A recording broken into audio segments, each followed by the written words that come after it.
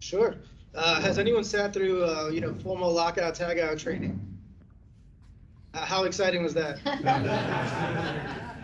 So, what we're looking at is, how is VR, how is augmented reality going to impact an employee? And it's well beyond our own comprehension. So it's kind of a behavior-based safety while they're actually getting the training done. So in 15 minutes, I can take our lockout tagout program, which is virtual reality. You walk through a warehouse, you go through the process, and whatever it is that you did correctly or safe is monitored, but also what behavior is at risk. So in the example, as you're doing the lockout tagout, spoiler alert, siren will go off. Well, as you're handling electrical equipment, what did that just do? Create a distraction. Were you distracted? Were you focused? What key indicators were there?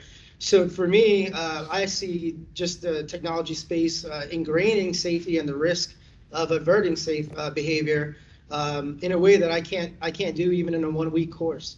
Again, anyone that has kids or likes technology, put on a pair of VR glasses and pretend you're walking through a skyline and see how that feels. Like you feel like you're immersed in it. So it's a tool that's invaluable for what we do.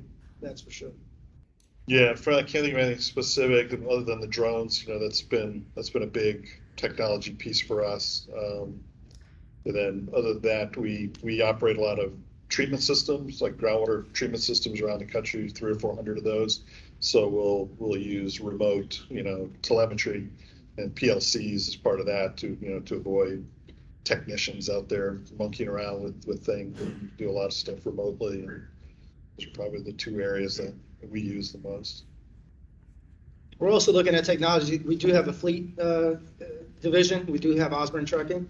And one of the coolest things that we're kind of trying to partner with is, the typical camera on your dashboard.